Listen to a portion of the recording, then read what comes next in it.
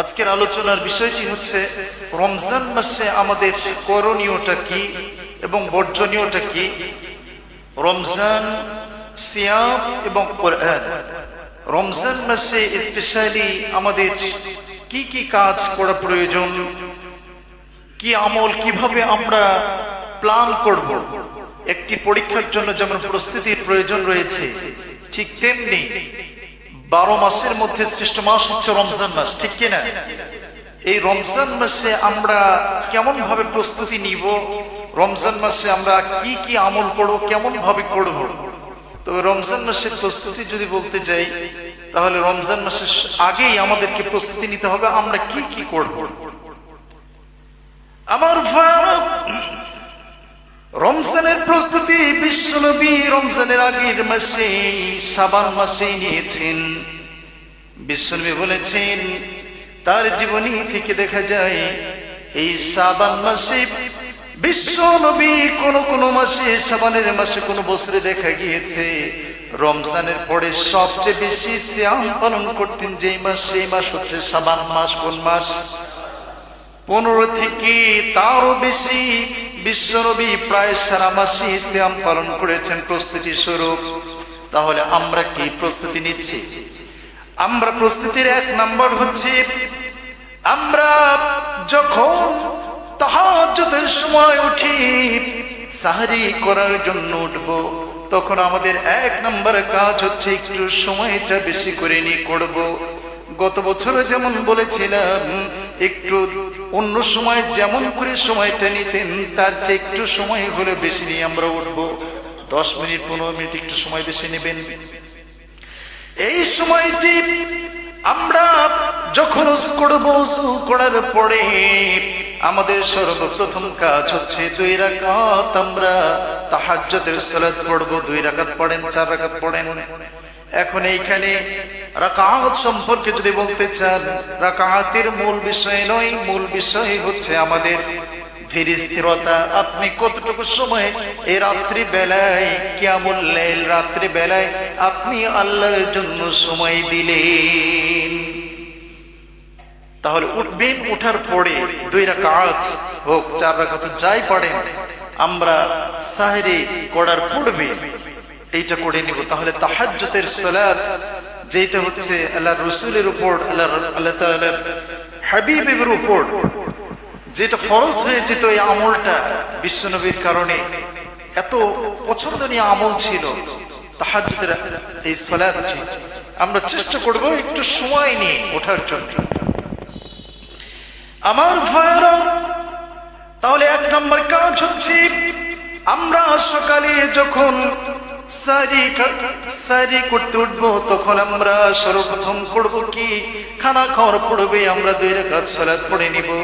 তাহলে এইটা কন্টিনিউ আমরা করব আমাদের আমলের, এইটা যেন প্রতিদিন একটা রুলস হয়, নিয়ম হয়। 2 নম্বর কাজ হলো, আমরা এই দিনে, যেই দিন আমরা সিয়াম পালন করব, সেই দিন ঝগড়াঝাটি করা যাবে নাকি।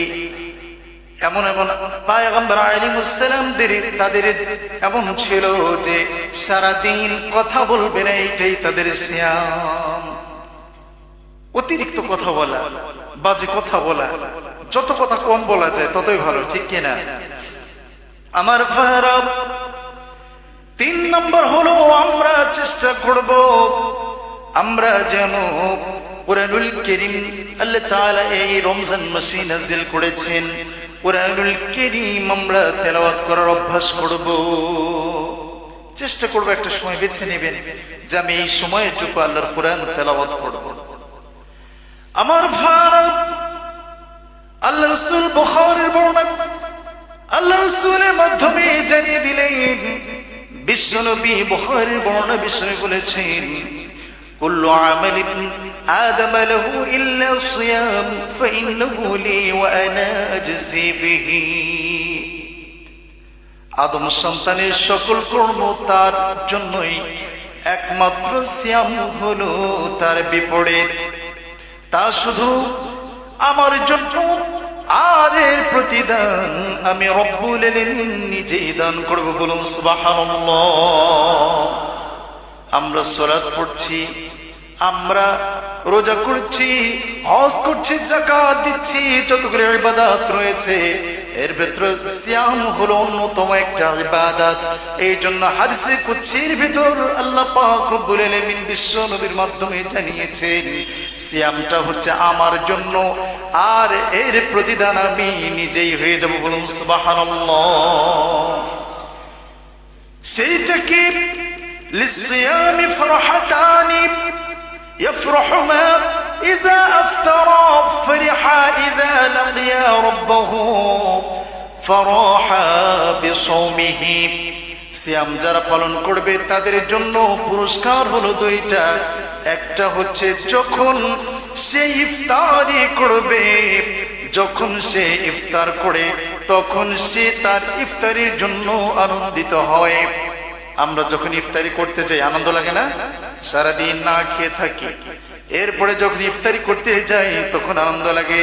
আর আরেকটা পুরস্কার রব্বুল আলামিন দেবেন, সেইটা হলো যখন সে জান্নাতি হয়ে যাবে। সিয়াম পালনের জন্য আল্লাহ পাক রব্বুল আলামিন তাদের জন্য একটা দরজা রাখবেন, জান্নাতের দরজা, যার নাম হলো রায়্যান।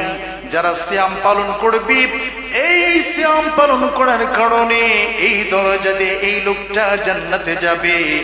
আর তার জন্য যখন জান্নাতে যাবে আমি রব্বুল আলামিন তার সঙ্গে সাক্ষাৎ করব। বলুন সুবহানাল্লাহ। আল্লাহ তাআলা জান্নাতি ব্যক্তি যারা সিয়াম পালন করবে তাদের সাথে কি করবেন? সাক্ষাৎ করবেন। লিসিয়ামি ফারহাতা।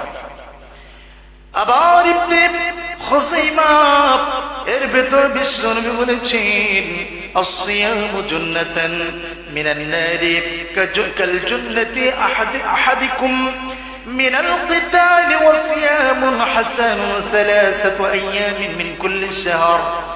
যুদ্ধে তোমাদের যেমন একটা ঢাল থাকে, শত্রুকে প্রতিহত করার জন্য তোমাদের সামনে একটা ঢাল থাকে, তেমনি জাহান্নামের আগুন থেকে বাঁচার জন্য একটা ঢাল রয়েছে। আর এই ঢালটা প্রতি মাসে 3 দিন সিয়াম, যে তোমরা প্রতি মাসে 3 দিন রোজা রাখো, 13, 14, 15, এইটা একটা। আরেকটা হলো রমজান মাসে যে সিয়াম পালন করো, এইটা বলুন সুবহানাল্লাহ। কিয়ামতের দিন রমজান মাসে যে সিয়াম পালন করবে, এই সিয়াম পালনকারীদেরকে তাদেরকে জাহান্নামের আগুন ঢাল হিসেবে কাজ করবে। বলুন সুবহানাল্লাহ। আগুন এটা প্রতিটা ব্যক্তিকেই আচ্ছন্ন করতে চাইবে, কিন্তু যারা এই পৃথিবীতে সিয়াম পালন করবে তাদের সামনে ঢাল হয়ে দাঁড়িয়ে যাবে। সুবহানাল্লাহ। আবার বিশ্ব নবী বলছেন আলাইকা বিসিয়াম ফাইন্নাহু লা আদলু লাহু। তুমি সিয়াম পালন করবে, সিয়ামের মতো আমল আর নাই। সুবহানাল্লাহ। বিষ্ণু বলছে তোমরা সিয়াম পালন করো, এই সিয়ামের মতো আমল আর একটাও নেই। এরপরে নাসাইর বর্ণনায় বিশ্ব নবী বলছেন ইযা জা রমাদান فتح أبواب الجنة وغلقت أبواب النار وصفات الشياطين। বিশ্ব নবী বললেন রমজান মাস যখন আগমন করে তখন জাহান্নামের দরজাগুলি বন্ধ করে দেওয়া হয়। বলুন সুবহানাল্লাহ।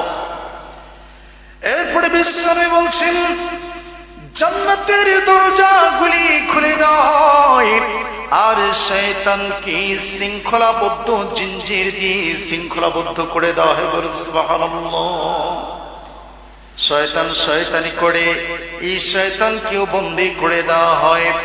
আমার ভাইরা, এরপরে বুখারীর বর্ণনায় বিশ্ব নবী বলছেন আতাকুম رمضان الشهر مباركة فرض الله عز وجل عليكم صيامه। তোমাদের নিকট রমজান মাস চলে এসেছে, এই মাসটি হলো বরকতময় মাস। বলুন সুবহানাল্লাহ। আল্লাহ তোমাদের এই মাসের সিয়াম ফরজ করেছেন, এই মাসের আসমানের দরজাগুলি খুলে দেওয়া হয়। বলুন সুবহানাল্লাহ। এবং এই মাসে জাহান্নামের দরজাগুলি বন্ধ করে দেওয়া হয়। এই মাসে দুর্বিনীত শয়তানকে শৃঙ্খলাবদ্ধ করা হয়। এই মাসে এমন একটি রাত আছে যে রাতটা হলো 1000 মাস অপেক্ষায় উত্তম। বলুন সুবহানাল্লাহ। যে ব্যক্তি সেই রাতের কল্যাণ থেকে বঞ্চিত হয়ে যাবে সে একেবারেই হতভাগা, সে বঞ্চিত। বলুন নাউযুবিল্লাহ। তাহলে এই মাসে এমন একটা বরকতপূর্ণ রজনী রয়েছে যেটা হচ্ছে শবে কদরের রজনী, ঠিক কিনা? এরপরে আল্লাহ পাক রব্বুল আলামিন সূরা বাকারার 183 নম্বর আয়াতে রব্বুল আলামিন বলছেন, এতক্ষণ তো বিশ্ব নবীর হাদিস থেকে কিছু মর্যাদা জানলাম, এবার রব্বুল আলামিন বলছেন, ইয়া আইয়ুহাল্লাযীনা আমানু কুতিবা আলাইকুমুস সিয়াম কামা কুতিবা আলাল্লাযীনা মিন ক্বাবলিকুম লাআল্লাকুম তাত্তাকুন। জোরে বলুন আল্লাহু আকবার।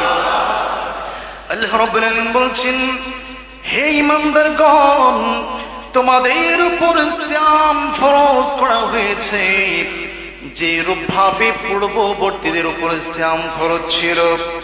এইটা যে শুধুমাত্র আমাদের উপর ফরজ হয়েছে এমন নয়, আমাদের পূর্ববর্তী জাতি যারা ছিল তাদের উপর সিয়াম ফরজ ছিল।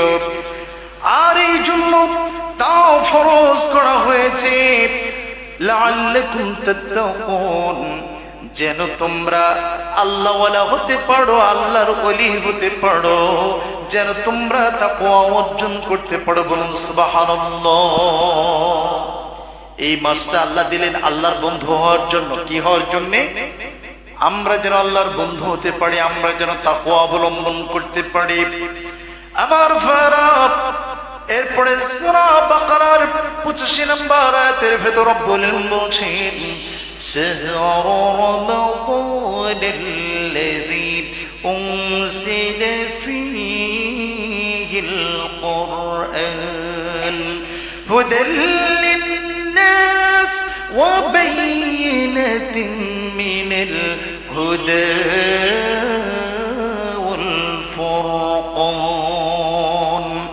রব্বুল আলামিন বলছেন, রমজান মাস এতে মানুষের দিশারি এবং সৎ পথের স্পষ্ট নিদর্শন ও সত্য সত্যর পার্থক্যকারী, সত্য মিথ্যার পার্থক্যকারী রূপে কোরআন নাযিল করা হয়েছে। বলুন সুবহানাল্লাহ। কোনটা হক, কোনটা বাতিল, কোনটা সত্য আর কোনটা মিথ্যা, এইটা যাচাই করার জন্য আল্লাহ পাক রব্বুল আলামিন সুস্পষ্ট কোরআন আমাদেরকে দিয়েছেন। সুতরাং রব্বুল আলামিন বলছেন, ফামান শাহিদা মিনকুমুশ শাহরা ফালইয়াসুমহু। সুতরাং তোমাদের মধ্যে যারা এই মাস পেয়ে যাবে তারা যেন এই মাসে সিয়াম পালন করে। বলুন সুবহানাল্লাহ। এই মাস আমরা যারা পেয়ে যাচ্ছি, গত বছর এমনও মানুষ, অসংখ্য মানুষ আমরা এখানে পেয়েছিলাম, আজকে আছে নাকি? নেই। আমার কিছু ভাই ক্যান্সার আক্রান্ত হয়ে ইন্তেকাল করেছেন। অনেক মুরব্বী ছিলেন, গত বছর সিয়াম পালন করেছেন, আজ আছে নাকি? নেই। আমার ভাইরা, রব্বুল আলামিন বলছেন, তোমরা যদি সিয়াম পেয়ে যাও তাহলে এই রমজান মাসটায় তোমরা সিয়াম পালন করো। এরপরে বিশ্বনবী আবার বলছেন, খায়রুকুম মান তাআল্লামাল কুরআন। তিনটা বিষয় নিয়ে একটু একটু করে টাচ দিচ্ছে। একটি হচ্ছে সিয়াম, আরেকটি হচ্ছে রমাদান, আরেকটা হলো কোরআন। আমার ভাইরা, আপনারা ইতিমধ্যেই জেনেছেন এই মাসে আল্লাহ তাআলা কোরআন নাযিল করেছে, ঠিক কি না? আর বিশ্বনবী বলছেন, খায়রুকুম মান তাআল্লামাল কুরআন ওয়া আল্লামাহু। বুখারীর বর্ণনা বিশ্বনবী বললেন, তোমাদের মধ্য থেকে সেই ব্যক্তি উত্তম যে ব্যক্তি নিজে কোরআন পড়বে আর অন্যকে কোরআন শিক্ষা দেবে। বলুন সুবহানাল্লাহ। তাহলে দুই ব্যক্তি শ্রেষ্ঠ, যে নিজে কোরআন শিখবে এবং অন্যকে শিখাবে। এখন আমরা তো সবাই তো অন্যকে শিখাইতে পারবো না, পারবো নাকি? আমরা তাহলে কি করব? আমরা কোরআন শিখবো, কোরআন পড়বো, কোরআনে কি আছে সেটা জানার চেষ্টা করব। আমার ফারাব, আর যারা কোরআনুল কারীম পড়ে তাদের কাজ হচ্ছে নিজেতে পড়বই, অন্যকে কোরআন শেখাবো। এরপরে তিরমিজির বর্ণনা বলছেন, মান ক্বারা হারফান মিন কিতাবিল্লাহি ফালাহু বিহি হাসানাতুন ওয়াল হাসানাতু বিআশরি আমসালিহিমা। যে ব্যক্তি কোরআনুল কারীমের বর্ণ পাঠ করবে সে একটি পূর্ণ বা নেকি অর্জন করবে, পূর্ণ বা নেকির 10 গুণ বৃদ্ধি করে এর সব আল্লাহ তাআলা তার আমলনামায় পৌঁছায় দেবে। বলুন সুবহানাল্লাহ। এইটা কিন্তু রমজানের বাইরে। আপনি একটি হরফ পড়লেন, আপনি 10 নেকি পেলেন। আর আপনার হরফের উচ্চারণ যদি সুন্দর হয় তাহলে 10 গুণ বৃদ্ধি পায়। আর রমজান মাসে আমরা যারা কোরআনুল কারীম তেলাওয়াত করব ৭০ থেকে ১০০ পর্যন্ত এইটা বৃদ্ধি করা হয়। বলুন সুবহানাল্লাহ। আপনি এই দিনে পড়লেন, আপনার সহিহ শুদ্ধের উপর, আমলের কোয়ালিটির উপর 1 থেকে 10 গুণ বৃদ্ধি পায়। আর রমজান মাসে ৭০ থেকে ১০০ পর্যন্ত বৃদ্ধি পায়। সুবহানাল্লাহ। আবার বুখারীর অনেক বর্ণনা রয়েছে, যে ব্যক্তি কোরআনুল কারীমে সুপারদর্শী সে সম্মানিত ফেরেশতাগণের সঙ্গে থাকবে। বলুন সুবহানাল্লাহ। কত মর্যাদা! একজন কোরআন পড়ে এমন ব্যক্তির কত সম্মান! এই ব্যক্তিটা ফেরেশতাদের সঙ্গে থাকবে। সুবহানাল্লাহ। আর কোরআন তেলাওয়াত করতে যারা জিহ্বা জড়িয়ে যায় তেমন কোরআনুল কারীম তেলাওয়াত করতে পারে না, উচ্চারণে কষ্ট হয়। কিন্তু কষ্ট করে অপারগতার সত্ত্বেও যে ব্যক্তি আল্লাহর কোরআন তেলাওয়াত করবে, তা ওই যে আগের ব্যক্তি, যেই ব্যক্তিটা কোরআন তেলাওয়াত করে তার সম্মান হচ্ছে ফেরেশতাদের সঙ্গে থাকবে, তার দ্বিগুণ সম্মান আল্লাহ তাআলা এই কষ্ট করে পড়া ব্যক্তিদেরকে দান করবে। বলুন সুবহানাল্লাহ। অনেকেই পারে না কোরআন তেলাওয়াত করতে, তেমন সহিহ শুদ্ধ নেই, কিন্তু আপনি কষ্ট সত্ত্বেও আপনি কোরআন তেলাওয়াত করলেন, এর জন্য তার পুরস্কার হচ্ছে ওই ব্যক্তির দ্বিগুণ। বলুন সুবহানাল্লাহ। এই জন্য চেষ্টা করবেন এই রমজান মাসে যে যতটুকু পারেন কোরআনুল কারীম তেলাওয়াত শিখার।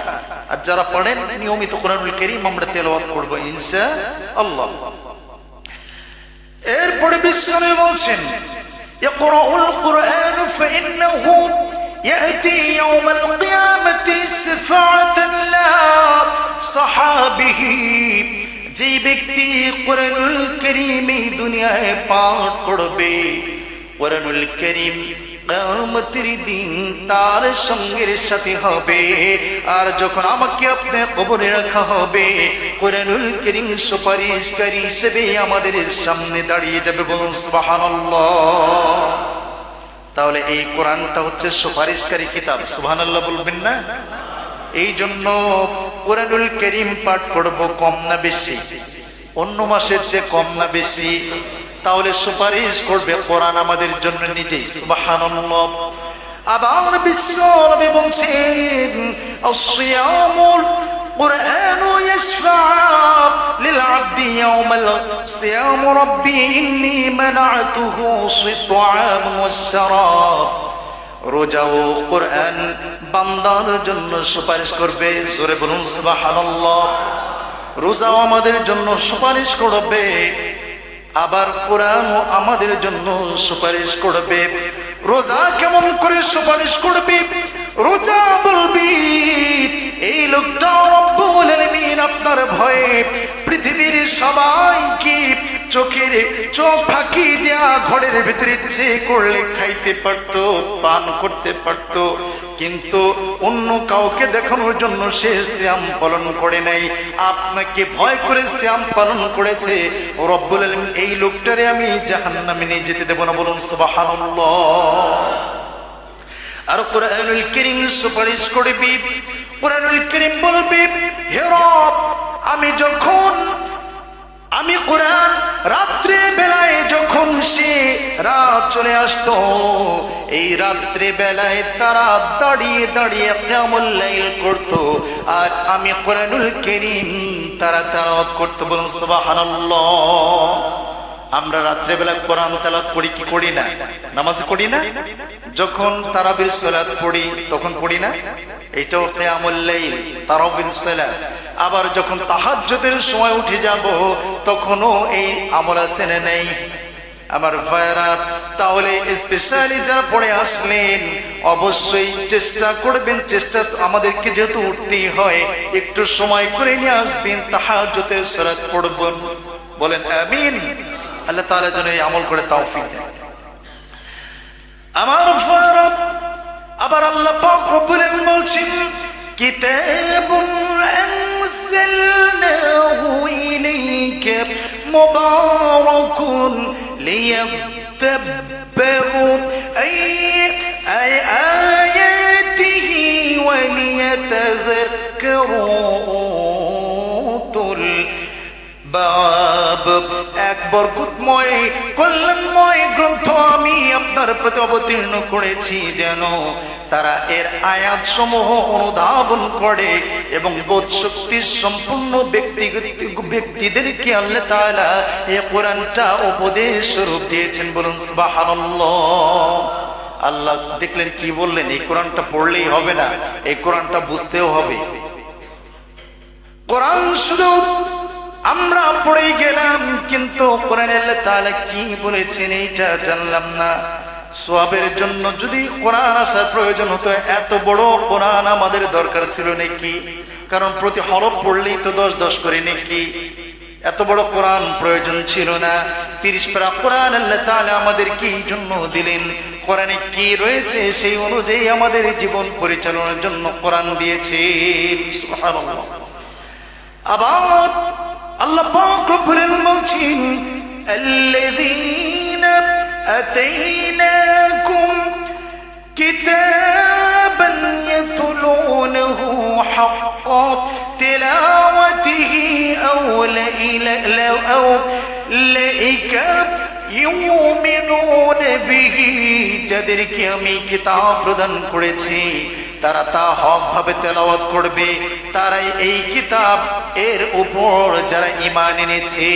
আমরা যারা ঈমানদার বলে দাবি করছি, আমরা কেমন করে কোরআনুল কারীম পড়বো? আল্লাহ তাও বলে দিয়েছেন হক ভাবে। কোরআনের যে হক আল্লাহ তাআলা দিয়েছেন, যেমন করে কোরআন পড়তে হবে আল্লাহ তাআলা বলেছেন কেমন করে পড়বে। ওয়ারাতিলিল কুরআন তারতিলা। সহিহ শুদ্ধ সুন্দর ভাবে আল্লাহর কোরআন তেলাওয়াত করতে হবে। কিভাবে? সহিহ শুদ্ধ ভাবে, ধীরে স্থির ভাবে আল্লাহর কোরআন তেলাওয়াত করার কথা বলেছেন কে? আল্লাহ তাআলা বলেছেন। আমার ভাইরা, এই জন্য আমরা যেহেতু পরে সপ্তাহে রমজানের সিয়াম 2টা পালন করবো ইনশাআল্লাহ। পরের জুমা যখন আমরা পড়বো দেখা যাবে যে 2টা হয়ে যাবে। তার আগে পূর্ব প্রস্তুতি আমি আবার একটু অ্যাড করে দিচ্ছি যে আমরা কি করব। 5 ওয়াক্ত সালাত আলহামদুলিল্লাহ আমরা পড়ি, আমরা অন্য সময় পড়ি, এখনো পড়ি। রমজান মাস 5 ওয়াক্ত সালাতের পাশাপাশি আমরা একটু চেষ্টা করব প্রতি ফরজ সালাতের পরে আমরা যখন উঠে যাব বা মসজিদ থেকে যখন চলে যাব, যাওয়ার আগে একটু কোরআনুল কারীম তেলাওয়াত করার চেষ্টা করব। এরপরে স্পেশালি আমরা যেন ওই তাহাজ্জুদের সময় উঠে 10-15 মিনিট সময় আমরা একটু পূর্বে উঠে যেন আমরা তাহাজ্জুদের সালাতের অভ্যাসটা করতে পারি। আল্লাহ তাআলা যেন রমজানের সিয়াম সহ আমাদেরকে সিয়ামের হক যথাযথভাবে পালন করা এবং বেশি বেশি করে একটা সিদ্ধান্ত আজকেই নেন। অনেকে আমরা মনে করি যে আমাদের অনেকের সমস্যা হয় যে আমরা কেউ বলে যে আমাদের গ্যাস হয়, এই হয়, সেই হয়। একটু যদি আপনি শক্ত সিদ্ধান্তই পারে বাঁচি আর মরি, জীবন থাক আর যাক, সিয়াম ছাড়বো না, চেষ্টা করে দেখেন। আপনি যদি একটু সিদ্ধান্ত এমনভাবে গ্রহণ করতে পারেন, ইনশাআল্লাহ আল্লাহ তাআলা আপনাকে সহযোগিতা করবে, আপনাকে সাহায্য করবে ইনশাআল্লাহ। আমার ভাইরা, এই জন্য আসুন আমরা শক্ত সিদ্ধান্ত নেই যেন আমরা রমজান মাসের সিয়াম ছেড়ে দিব না, এবং এইটাও সিদ্ধান্ত নেন আমি তাহাজ্জুদের সালাত পড়ব। আর এইটা আশা করবেন না। আমার মায়েরা তাদের জন্য অপেক্ষা করবেন না যে ডাক দিতে হয়, অনেক কষ্ট হয় মায়েদের, নিজেরা রান্না করে এরপরে আবার ডাক দেওয়ার প্রয়োজন হয়, এটা করবেন না। সবার কাছে ফোন রয়েছে, আপনারা নিজেরা অ্যালার্ম দিয়ে রাখবেন যে আমি অমুক সময় উঠে যাবে, দরকার নেই, আপনার অ্যালার্ম অনুযায়ী আপনি নিজেই উঠে যাবেন, উঠে গিয়ে আপনি সালাত পড়বেন। আল্লাহ তাআলা যেন আমাদেরকে রমজানে ইবাদত আরো বেশি করে করার তৌফিক দান বলুন।